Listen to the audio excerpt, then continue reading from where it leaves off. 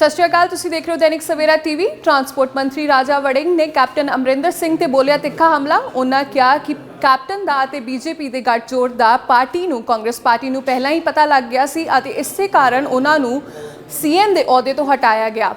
ਅਤੇ ਜਿੱਥੋਂ तक रही कैप्टन अमरिंदर सिंह ਦੀ पार्टी की गल, उन्होंने पहले भी पार्टी का गठन किया सी ਅਤੇ उदों भी पार्टी का बहुत मंदा हाल होया सी ਅਤੇ इस बार उस तो भी माड़ा हाल होवेगा। उन्होंने कहा कि इस बारी कैप्टन की पटियाला तो जमानत भी जब्त होवेगी।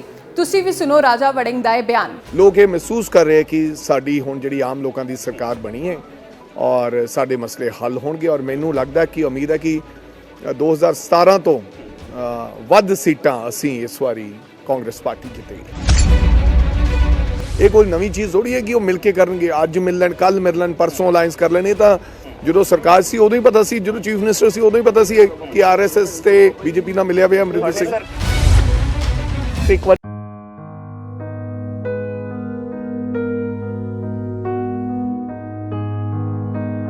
पंजाब सरकार ने अगे होके मुसीबतां नाल जूझ रहे किसानां दी बांह फड़ी है। मालवा बेल्ट विच इस साल नरमे दी फसल ते गुलाबी सुंडी ने अजिहा हमला किया कि किसानां नूं अंदर तक तोड़ के रख दिता। पर पंजाब सरकार दे मुआवजे ने इन्हां जख्मां दे उपर मलम लगाई है। किसानां दे नाल सलाह मशवरे तो बाद सरकार इस कुदरती मार लई किसानां नूं 17,000 प्रति एकड़ दे हिसाब नाल मुआवजा दे रही है। इन्हां दे विच गुलाबी सुंडी जिहड़ी बठिंडा एरिया 'च पई है, सो ਜਿਹੜਾ 12,000 ਦਾ ਪਹਿਲਾ ਮੁਆਵਜ਼ਾ ਗਿਆ ਹੈ ਕਿਸਾਨਾਂ ਨੂੰ, ਹੁਣ ਅਸੀਂ ਕੁੱਲ 17,000 ਰੁਪਇਆ ਜਿਨ੍ਹਾਂ ਦਾ 75% ਤੋਂ ਵੱਧ ਨੁਕਸਾਨ ਹੋ ਗਿਆ, ਜਿਹਨੂੰ 100% ਮੰਨਿਆ ਜਾਂਦਾ ਹੈ, ਉਹਨਾਂ ਨੂੰ 17,000 ਰੁਪਇਆ 12,000 ਦੀ ਬਜਾਏ 17,000 ਰੁਪਇਆ ਕੁੱਲ ਹੈ ਜਿਹੜਾ ਉਹ ਮੁਆਵਜ਼ਾ ਦੇਵਾਂਗੇ।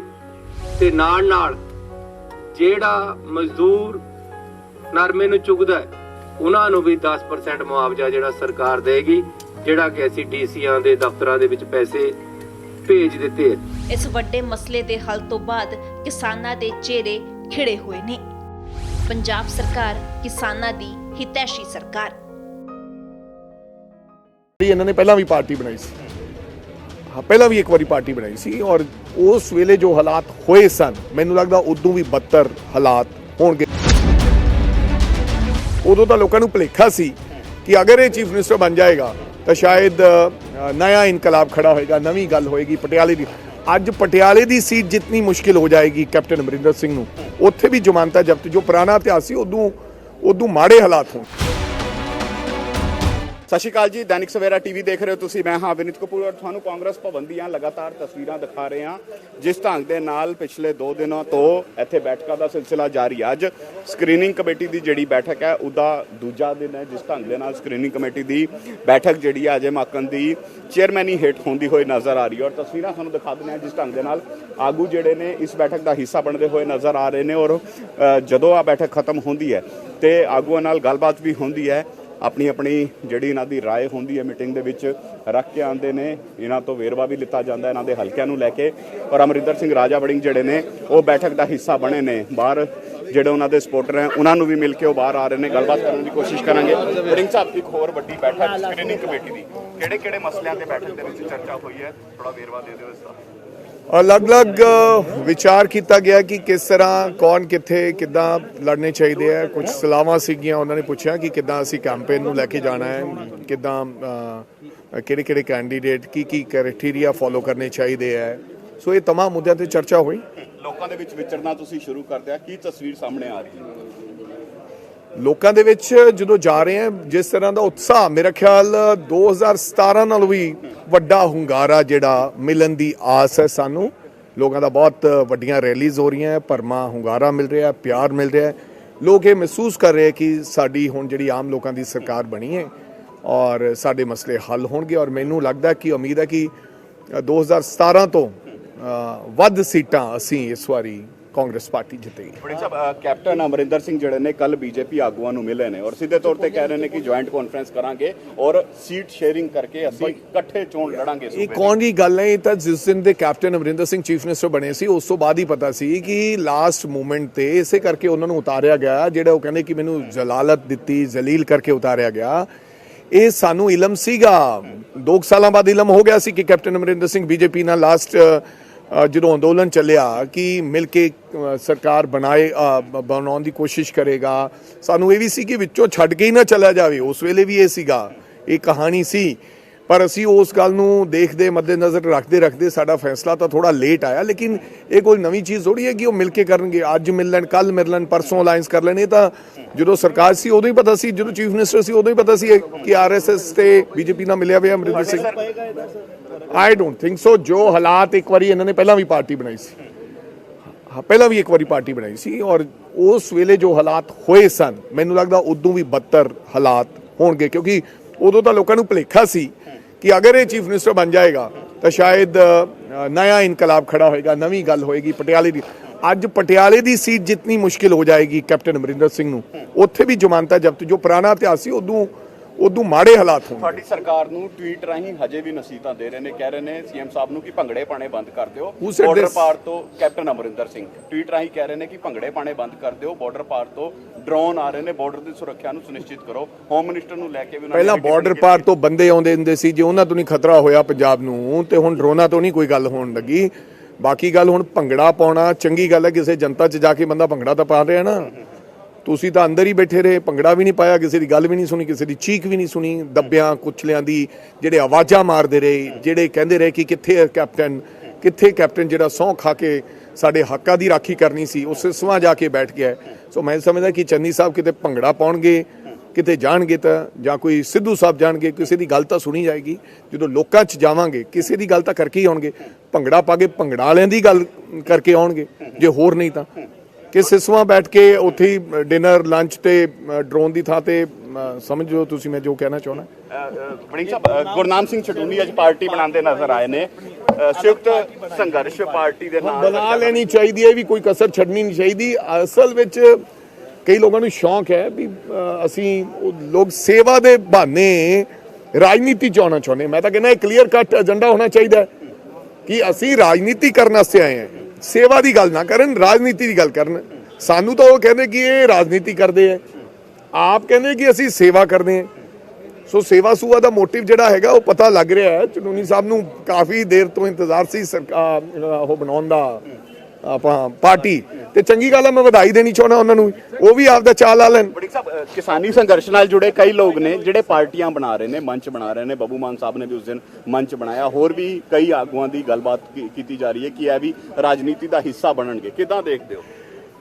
ਇਹ ਰਾਜਨੀਤੀ ਐਸੀ ਚੀਜ਼ ਹੈ, ਇਹ ਬੜਾ ਇਹ ਹਰ ਵਿਅਕਤੀ ਨੂੰ ਜਿਹਨੂੰ ਸ਼ੌਂਕ ਹੈ, ਫਿਰ ਇਹ ਸ਼ੌਂਕ ਜਾ ਨਹੀਂ ਸਕਦਾ। ਇਸੇ ਕਰਕੇ ਮੰਚ ਸਭ ਕੁਝ ਇਸੇ ਗੱਲ ਦੀ ਹੈ। ਜਿਹੜਾ ਸੇਵਾ ਵਾਲਾ ਬੰਦਾ ਹੈ ਉਹ ਤਾਂ ਰਾਜਨੀਤੀ ਦੀ ਗੱਲ ਹੀ ਨਹੀਂ ਕਰਦਾ, ਉਹ ਕਿਸੇ ਮੰਚ ਦੀ ਗੱਲ ਹੀ ਨਹੀਂ ਕਰਦਾ, ਉਹ ਤਾਂ ਘਰੇ ਬੈਠਾ ਪਬਲਿਕ ਦੀ ਚੁੱਪ ਚੁਪੀਤੇ, ਜਿਹੜਾ ਮੇਰੇ ਵਰਗੇ ਨੇ ਪੱਖਾ ਦਾਨ ਕੀਤਾ ਹੁੰਦਾ ਨਾ, ਪੱਖਾ ਉਹ ਲਿਖਾ ਦਿੰਦਾ ਪੱਖੇ ਦੇ ਉੱਤੇ, ਅਮਰਿੰਦਰ ਸਿੰਘ ਸਨ ਆਫ ਕੁਲਦੀਪ ਸਿੰਘ ਦਾਨ ਕਰਤਾ ਪੱਖਾ 1100 ਰੁਪਏ ਦਾ।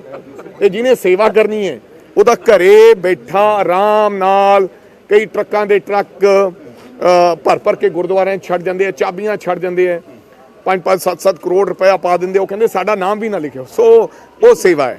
ਇੱਕ ਆਖਰੀ ਸਵਾਲ, ਤੁਹਾਡੇ ਵਿਭਾਗ ਨੂੰ ਲੈ ਕੇ ਪਿਛਲੇ ਦਿਨਾਂ ਦੇ ਵਿੱਚ ਸਟ੍ਰਾਈਕ ਵੀ ਵੇਖਣ ਨੂੰ ਮਿਲੀ ਸੀ, ਹਾਲਾਂਕਿ ਉਹਨਾਂ ਨੇ ਪੋਸਟਪੋਨ ਕਰ ਦਿੱਤੀ। ਕੈਬਨਿਟ ਦੇ ਵਿੱਚ ਕਿਆ ਏਜੰਡਾ ਲੈ ਕੇ ਆ ਰਹੇ, ਉਹਨਾਂ ਦੀ ਮੰਗਾਂ ਦੇ ਉੱਪਰ ਦੇਖੋ, ਮੈਂ ਪਹਿਲਾ ਵਾਹਦ ਮਹਿਕਮਾ ਜਿੱਥੇ ਮੈਂ ਤਨਖਾਹ ਵਧਾਤੀ 30%, 30% ਤਨਖਾਹ ਇਨਕਰੀਜ਼ ਹੋਈ, ਦੀਵਾਲੀ ਤੇ ਉਹਨਾਂ ਨੂੰ ਦੇਤੀ, ਯਾਨੀ ਕਿ 4500 ਰੁਪਏ ਤਨਖਾਹ 'ਚ ਵਾਧਾ ਕੀਤਾ, 5% ਹਰ ਸਾਲ ਇਨਕਰੀਮੈਂਟ ਦਾ ਵਾਧਾ ਕੀਤਾ। ਜਿੱਥੋਂ ਤੱਕ ਪੱਕੇ ਹੋਣ ਦੀ ਗੱਲ ਸੀ, ਸਰਕਾਰ ਨੇ ਕਿਹਾ ਕਿ 10 ਸਾਲ ਤੋਂ ਪਹਿਲਾਂ ਵਾਲਾ ਬੰਦਾ ਪੱਕਾ ਨਹੀਂ ਹੋ ਸਕਦਾ, because justice Uma Devi the judgement ਹੈ।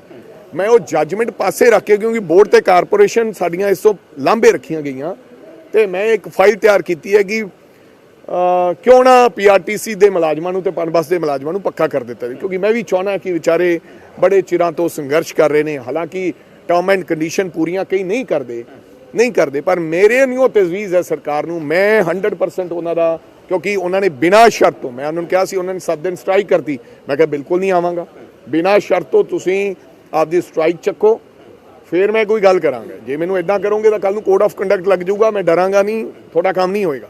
ਤੇ ਜੇ ਕਰਾ ਸਕਦੇ ਹੋ ਤਾਂ ਮੇਰੇ ਤੋਂ ਕਰਾ ਲਓ ਕੰਮ। ਸੋ ਮੈਂ ਉਹਨਾਂ ਦਾ ਏਜੰਡਾ ਬਿਲਕੁਲ ਲੈ ਕੇ ਆ ਰਿਹਾ, ਸਾਈਨ ਮੇਰੇ ਹੋਏ ਪਏ ਆ। ਜਿਹੜੀ ਹੋਣ ਵਾਲੀ ਸਾਡੀ ਕੈਬਨਿਟ ਹੋਊਗੀ ਉਹਦੇ ਵਿੱਚ ਪੀਆਰਟੀਸੀ ਤੇ ਪਨਬਸ ਦੇ ਮੁਲਾਜ਼ਮਾਂ ਦਾ ਏਜੰਡਾ ਜ਼ਰੂਰ ਲਿਆਂਦਾ ਜਾਏਗਾ, ਪੱਕੇ ਹੋਣ। ਵੜਿੰਗ ਸਾਹਿਬ ਅਕਾਲੀ ਦਲ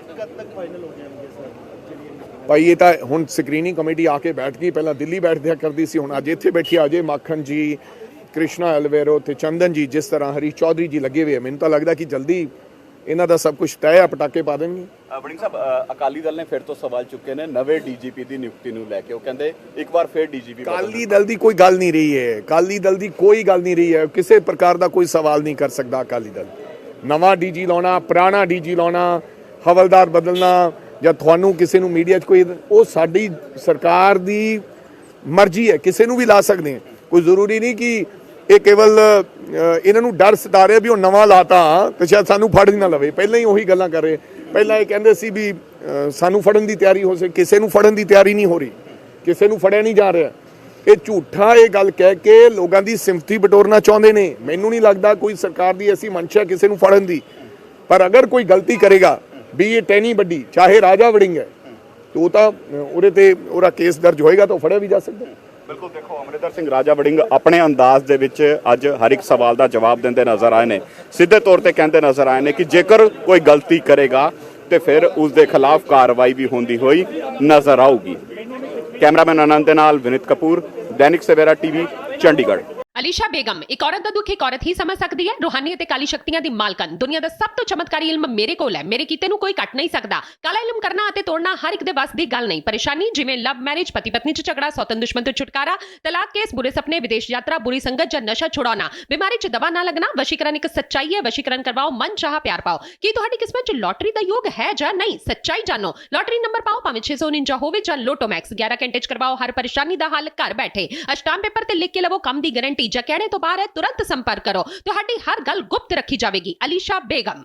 वर्ल्ड फेमस बाबा सलीम खान 21 ਵਾਰ 골ਡ ਮੈਡਲਿਸਟ। ਸਾਰੀਆਂ ਥਾਵਾਂ ਤੋਂ ਨਿਰਾਸ਼ ਅਤੇ ਮਾਇੂਸ ਹੋਣ ਵਾਲੇ ਇੱਕ ਵਾਰ ਫੋਨ ਜ਼ਰੂਰ ਕਰੋ, ਜਿਵੇਂ ਚਾਹੋਗੇ ਉਵੇਂ ਹੋਏਗਾ। It's my promise, immediately result, open challenge. ਇਲਮਾਂ ਦੇ ਮਾਹਿਰ A to Z ਸਮੱਸਿਆਵਾਂ ਦਾ ਫੋਨ ਤੇ ਘਰ ਬੈਠੇ ਕਰਵਾਓ ਹੱਲ। ਵਸ਼ੀਕਰਨ ਅਤੇ ਮੁੱਠ ਕਰਨੀ, ਲਵ ਮੈਰਿਜ, ਸੌਤਨ ਅਤੇ ਦੁਸ਼ਮਣ ਤੋਂ ਛੁਟਕਾਰਾ, ਪੱਕਾ ਕੰਮ, ਪੱਕਾ ਹੱਲ, 101% ਦੀ ਗਾਰੰਟੀ, ਅਸ਼ਟਾਮ ਪੇਪਰ ਸਮੇਤ। ਸਭ ਤੋਂ ਪਹਿਲਾਂ ਕੰਮ ਕਰਨ ਦਾ ਵਾਅਦਾ। ਨੌਕਰੀ, ਪ੍ਰਮੋਸ਼ਨ, ਕਾਰੋਬਾਰ 'ਚ ਪਰੇਸ਼ਾਨੀ, ਘਰ 'ਚ ਝਗੜਾ, ਕੋਰਟ ਕੇਸ, ਤਲਾਕ, ਪ੍ਰਾਪਰਟੀ ਝਗੜਾ, ਪਤੀ ਪਤਨੀ 'ਚ ਅਣਬਣ, ਜਾਦੂ ਟੋਨਾ, ਮਨਮੋਹਣੀ ਵਸ਼ੀਕਰਨ ਕਰਵਾਓ ਜਾਂ ਤੁੜਵਾਓ, ਰੁੱਸੇ ਨੂੰ ਮਨਾਉਣਾ। ਹੁਣੇ ਕਾਲ ਕਰੋ ਬਾਬਾ ਸਲੀਮ ਖਾਨ 98 199 37 467।